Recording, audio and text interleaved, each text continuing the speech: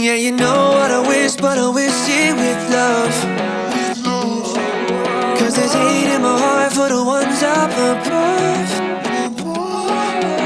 Our lives won't live the same. Is the hate in your heart for the... Hello, I am day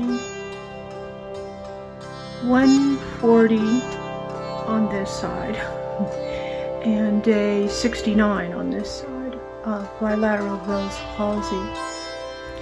This side occurred 4 months ago following a cold sore that was on my lip here, and I didn't realize at the time that I had diabetes, which kind of made me immune compromised. And I never get cold sores, so it was very odd for me to get one, but apparently I was struggling with my immune system. 2 months later, I got a cold sore on this side, and a few days later I had palsy on that side as well.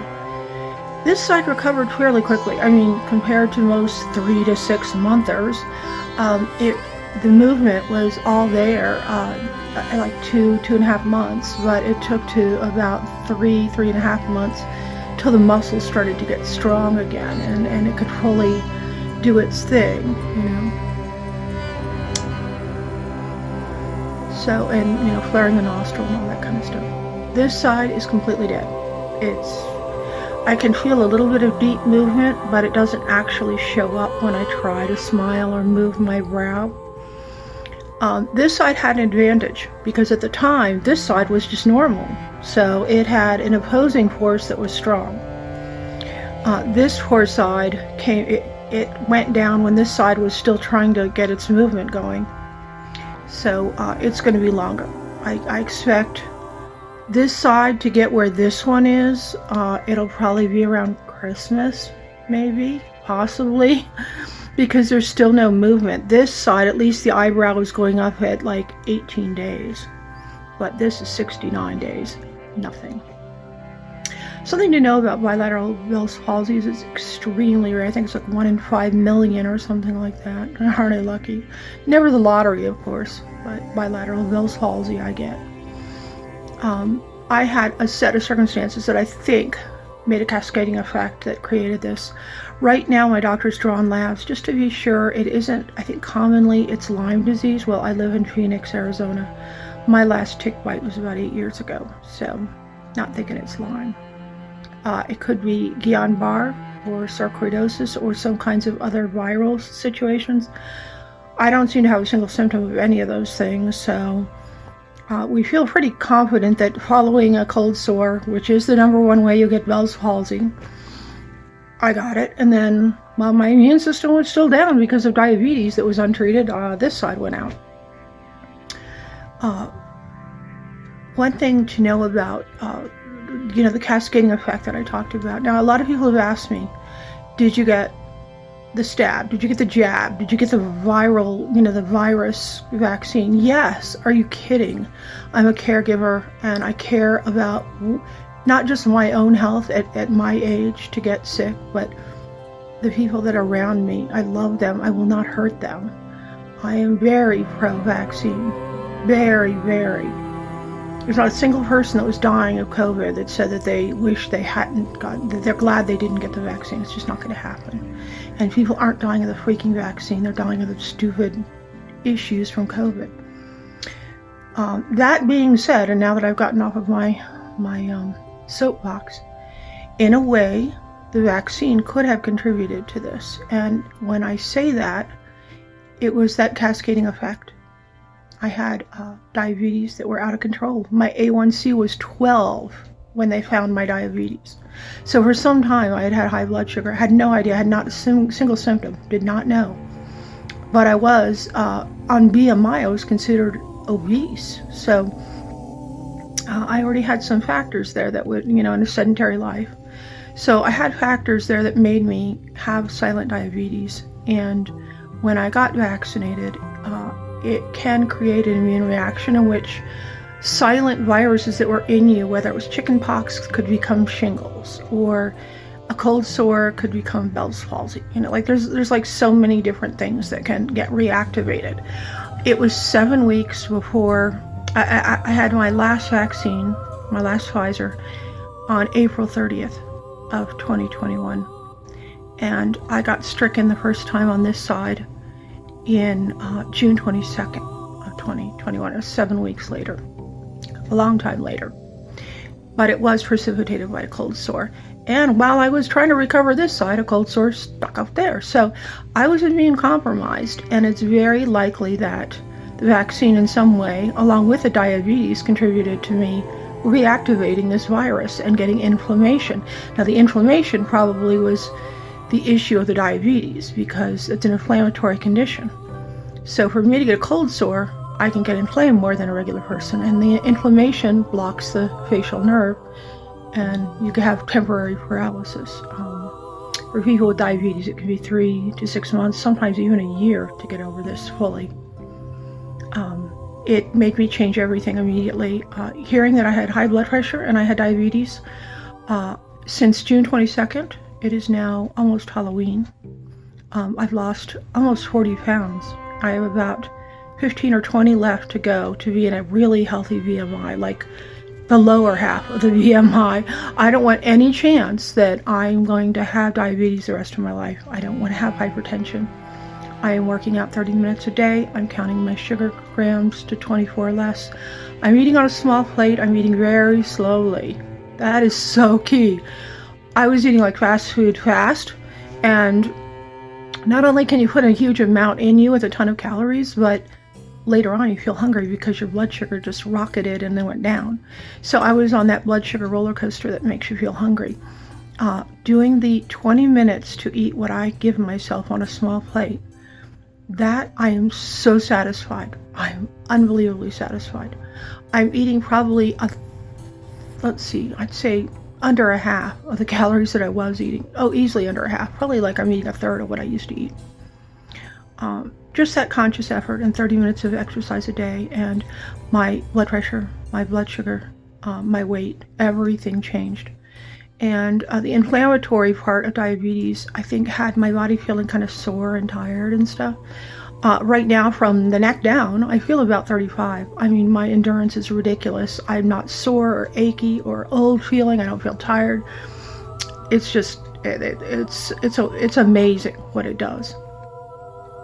So I had to make some conscious changes. Some of the things that you have to deal with when you have bilateral is that you're not going to be able to do things the way you did before.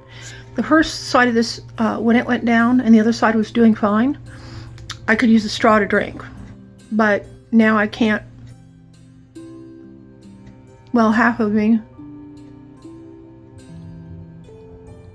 can pucker, but the other half can't. So now I'm back to having to drink out of a cup, but I have to be sure the bottom lip is sealed really well to keep from dripping all over the place. And of course, chewing is still strange. One thing that's good, this side, the eye pretty much closed almost completely right away, which was good. But the sense of taste came back several weeks ago, so I was very happy about that. I thought that was a good sign that I'm getting taste again, because you lose your sense of taste. You also, the first, I'd say 10 days to 2 weeks, you'll get earaches, and in the back of your head at the base, there's like a pointy prominence at the side of your neck there, and on that side, that prominence is going to hurt like a mofo, and it'll come and go, but that's part of where the cranial nerves and the come out of the cranium, basically. So in that area that's inflamed will cause aches. So you'll get headaches, but it only lasts, I mean, at least both sides for me, it only lasted max of 2 weeks. And it was on and off. I still do tons of eye drops. My eyes constantly water. They constantly go through periods of stinging a lot, even though I'm, keeping them wet. At night I put ointment in them, and I have to double patch my eyes. Thank you very much. So I'm kind of blind when I go to sleep. But I do what I gotta do to kind of save my eyes, but you can see they glisten a lot. When you use the ointment, it's like putting oil in water. You wake up in the first half of the day, everything's so blurry at times, you're literally legally blind. Like it's terrifying, because all you can see is just like muted shapes. I use an eye cup to help rinse the eye out. That helps a lot too. I've applied cool packs to the area around the jaw and the ear, just to try to help the inflammation a little bit now and then. I do the massage techniques. There's a lot of really good videos on YouTube for those. I do that 5 times a day at least. and I do the exercises at least 2 or 3 times a day. One thing I did find that was really helpful is the healthy side. It gets very tired at the end of the day because it's doing all the talking, it's doing all the chewing, and it's doing all the smiling and lifting the eyebrow and all that kind of stuff, and those muscles get really tired. Plus, they get really tight, and that's, you can tell if you look at your frenulum, that little fold right there above your lip, see? Mine is straight off. It's going toward the healthy side. And that means these muscles are really tight. So I'm due again to rub these muscles and try to loosen that up. There's no easy way out of this stupid Bell's palsy. People talk about acupuncture. They talk about certain nutrients. I did B12. I did zinc. I did like everything I could possibly think of. And even people that take steroids, prednisone, they still say it didn't seem to shorten it any. It's just a process, and you have to go through it, and it sucks. You definitely need doctor supervision. Like I said, this, as miserable as this is, it was an amazing blessing to me. I'm thankful. And if any way having the vaccine helped me to get this, I'm thankful. Now, I haven't worked since June 22nd, and I've had a miserable time. But I still am really thankful because there was an underlying disease that could have killed me. Especially over time. I could have gone blind. I could have, lost my kidneys. I could have get an amputation.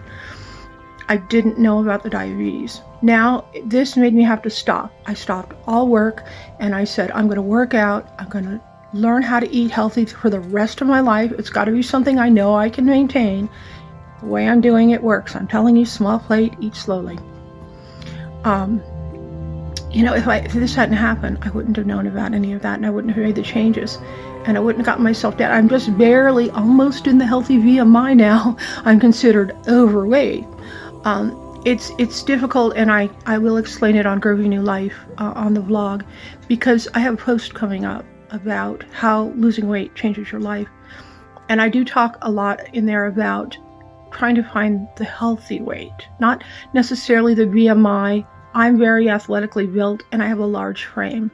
Where I need to be on that BMI scale is midline to the higher range. If I get in the lower range, I literally look so gaunt that people ask me to eat, and I don't feel strong. So you have to consider your frame and a whole lot of other factors in where your ideal weight is. But you do want to be within that magical BMI that they talk about, is as much as it doesn't include muscle or any of those other factors. It is a pretty good indicator medically for them to know, hey, if you're in the healthy BMI, you can literally reverse your diabetes. It goes into remission. So my goals are remission for diabetes, no more hypertension medicines, no more diabetic medicine, and just maintain. I just have to be conscious, and all of this made me have to slow down, and it made me have to be conscious. And anything that awakens you usually can only do it by shaking you. You're not going to wake up if somebody just taps you. So, as miserable as it is, consider it a blessing. And I am going to continue to show everybody the process and what I'm going through and what it's like. It's really made me have to open up the spiritual aspects and to slow down. Like now, my life it's like it was before computers and cell phones. Like, reading a book, doing a puzzle, like trying to find things to keep yourself occupied, growing my garden, taking the time to make meals from scratch, thoughtful meals, sitting and really enjoying the meal, going back to some crafts and some art and some things that I had given up because I was just doing everything. So I'm really looking at my life and the need to downsize it dramatically so that I can just live instead of do.